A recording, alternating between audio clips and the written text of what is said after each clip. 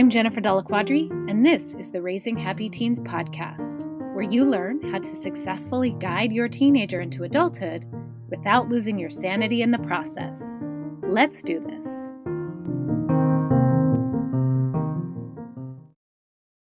Welcome back to the podcast. This episode is all about how to help your teenager through a transition. It's a perfect time to revisit this concept because it's the beginning of a school year. And your teenager might be at a new school. They might be starting middle school or high school, or they may be going off to college. And even if they're at the same school they were always at, they have new teachers, they have a new schedule. Maybe they're in a new friend group. There's a lot of transitions that come with this time of year. So this is definitely a topic that's worth revisiting. And a lot of the things that I'm talking about in this episode are also being covered in my upcoming workshop that is available for registration right now. This is going to be a workshop you are not going to want to miss if you want better communication with your teenager. I know how hard it can be to get your point across to a teenager who is craving independence and not wanting to hear a word you're saying. But believe me, there are a few things that you can do to ensure that they do listen and you do form a stronger bond with them. So this is an interactive workshop, and it's designed to help you improve communication with your teenager without ruining your relationship with them.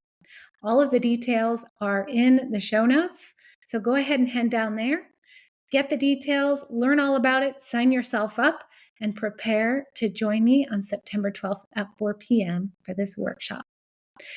Now, without further ado, let's dive into how to help your teenager through a transition.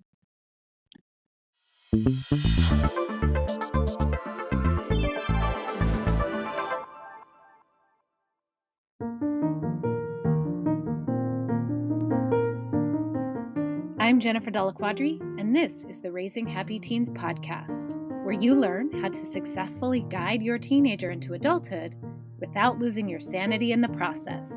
Let's do this.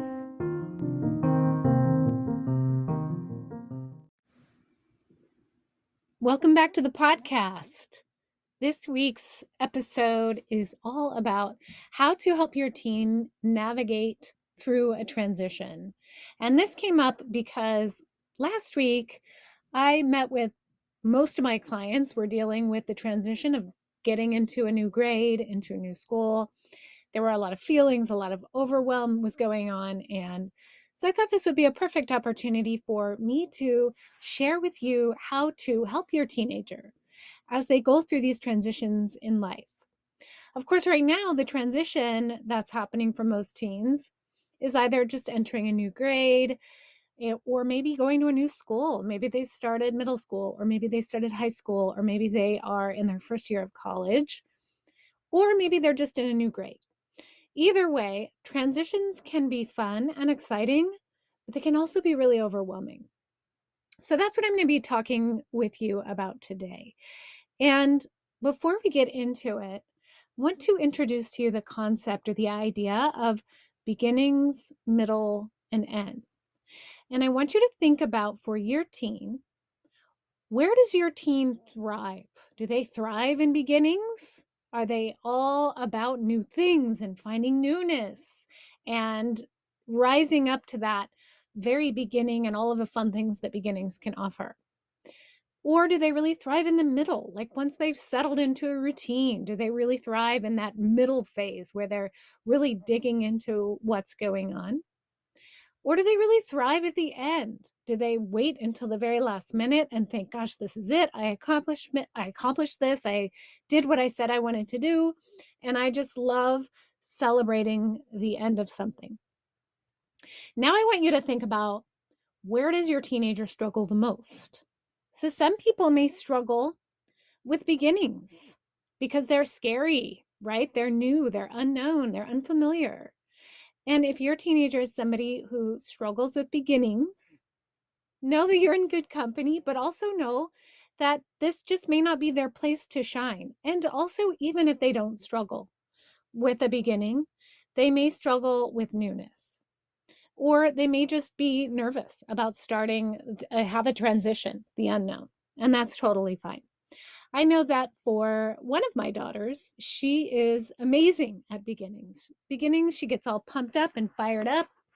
But when it's something that is also an ending, like as she's entering her senior year, it's a beginning of the school year, but it's also the end of her K-12 experience.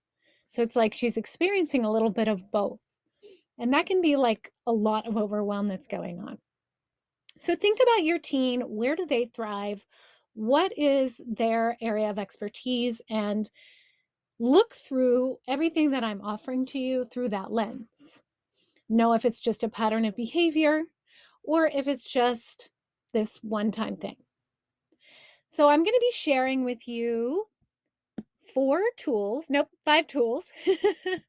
I didn't really number them out. 5 tools, things you can do when your teenager is navigating a transition, whether it's through a challenge or it's just a transition and change in general. All of these things can really help you. So the first one that I want you to really pay attention to is what they're really needing from you, and that is for you to listen. Listen to all that they have to say.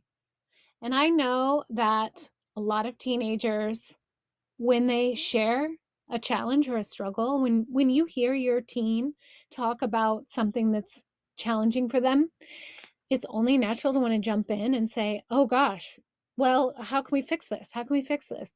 But really, the first step always is just to listen, to acknowledge that they are having an experience.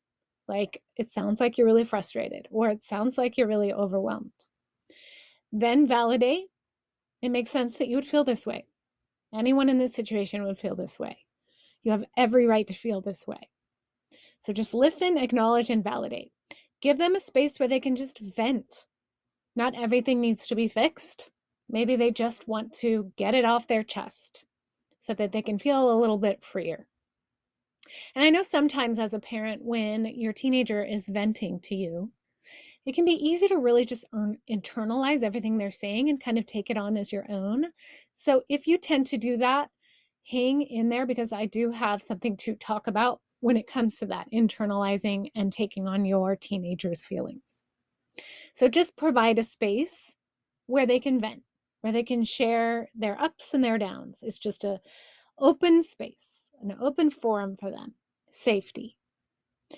Then remind them of their resilience and past accomplishments. So if they're really having a hard time, say, for example, finding new friends, think about, like, when did you have this experience before? And what was it about you that allowed you to navigate it back then? Or say they're having trouble with assignments or understanding a new class. When else did you struggle in a class? What did you do back then? What worked for you back then?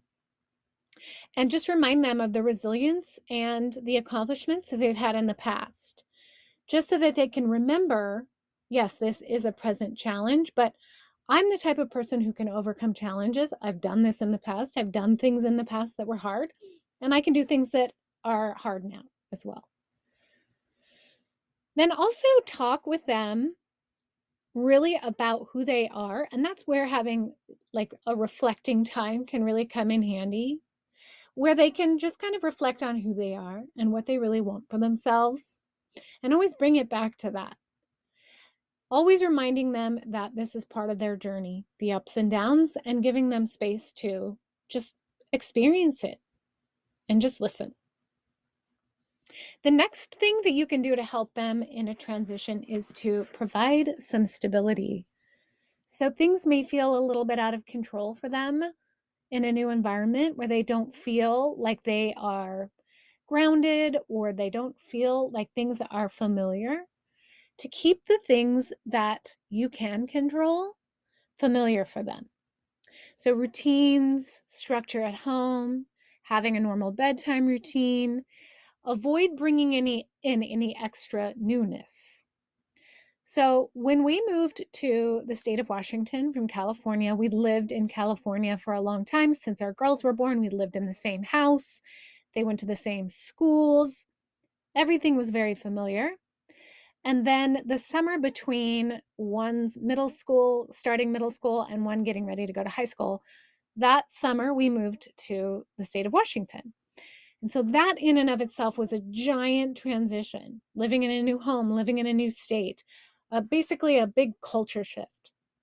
And then on top of that, they needed to go to a new school, and that was scary. They knew how to go to school. They'd been to school before, but they'd never been to that school. And my one daughter had never been to middle school. My other daughter had never been to high school. So there was just so much newness. So in order to kind of tone down all of the roller coaster that was happening through that transition, we kept the things that we could keep the same, like eating dinner time at a specific time, sitting around the dinner table, having those same conversations, doing those same routines and structures that we did back when we lived in California. So it brought some familiarity. Doing things like playing with the dog, watching a TV show that we watched back then, right? It's familiar. And providing that structure, providing the routines and the ways that you can really help your teenager sort of balance their nervous system when things may feel really out of control. And I mentioned this on to number 3, separate your anxiety from theirs. And this can be really, really hard because not only is this your child and you care about them, but you also have the added responsibility. I was going to say pressure, but it's not pressure. It can be, but a responsibility of caring for them and protecting them. And then on top of that, we all have memories of what it was like to go through these types of situations in our past. And if we've had experiences that we haven't healed, and struggles and challenges that we've gone through that we haven't really resolved ourselves, that can really stir up a lot of emotions in us when we see our teenager experiencing them. So remember, this is what can be helpful, is to remember that this is their journey. This is not your journey. It's their challenge. It is not your challenge. So imagine they're building their structure. Imagine they're there, their life, they're building the structure of their life. Your job is not to be in there building with them. It's to provide the supports around the side so that they feel like they are supported and they're not on their own. So ask yourself, when you find yourself feeling anxious or getting drawn into the emotion of what they're going through, what can be helpful is just to ask yourself, how do I want to support them through this challenge? Or ask yourself, what about this situation really worries me and why? This can get into worst case scenario, right? What's the worst case scenario?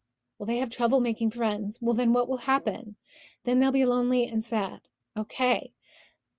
How might that experience, that's how you can turn it around, how might that experience actually benefit them in the building of their life, going through that challenge? And then ask yourself, what do they really need right now? And then really just sit with that. And truthfully, most of the time, what they really need is to feel supported, feel held, and know that what they're feeling is valid. And then on that same vein, the 4th thing that you can do is to not project your worries. So your concerns, the things that you imagine might be challenging for them or hard for them, they're not necessarily their concerns.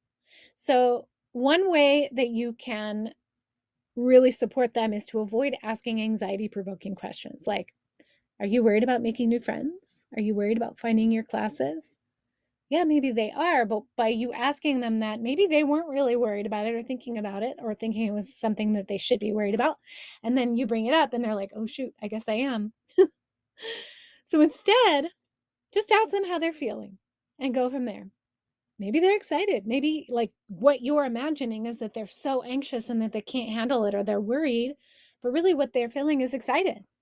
So just let them feel what they're going to feel and just ask them, hey, how are you feeling about all this? And then say they come back with you, I'm really nervous. Oh, well, that makes sense. what about this makes you feel nervous? And give them a space to talk about the things that are making them feel nervous. Like, here's an example. I might get lost. Okay. Then go down that. Well, what will you do if you get lost? What's your plan for that? And sometimes just having talked it over or having a plan for that worst case scenario can help.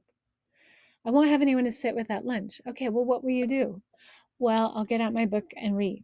Okay, you can do that. And then they have a plan for that. It could be a short-term plan, it could be a long-term plan, but at least it's something like, this is what I will do if this happens. And that can lessen the amount of worry a little bit. And then another thing that can be really helpful is just to find support for yourself, support for them. They may not want to talk with you about their problems. They may not want to share with you about what they're worrying about or what they're struggling with. For whatever reason, maybe they don't want to concern you or burden you with their problems. Or maybe they don't want to feel like you will jump in and fix it. Either way, it may not feel comfortable for them to talk with you about everything. And also, it may just be difficult for you to separate yourself from them and not get involved emotionally, which is, of course, totally understandable. So providing a place where you can air your grievances and they can air their grievances apart from one another really takes the pressure off of them and you. And know that with any transition and any challenge that your teenager faces, it's impossible and really not even advisable to shield them from the challenges, because they can learn how to navigate through these transitions with grace and resilience by doing it, by knowing that they're the person who can do it and knowing that they can do hard things. And really, that's where outside support can really come in handy. So they know they have a safe space, and you can have some peace of mind knowing that they have support. And if your teenager is needing support with this, head to the show notes and schedule a complimentary consultation and just learn how I can support you and your teen through this and any other future transition. Thanks for tuning in, and I'll see you next week.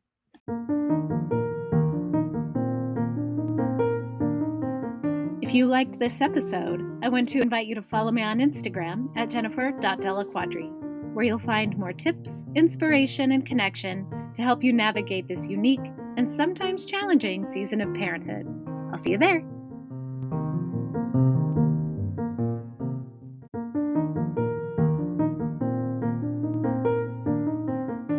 If you liked this episode, I'd like to invite you to join Raising Happy Teens, my free online community for parents of teenagers, where every week I host Ask a Coach.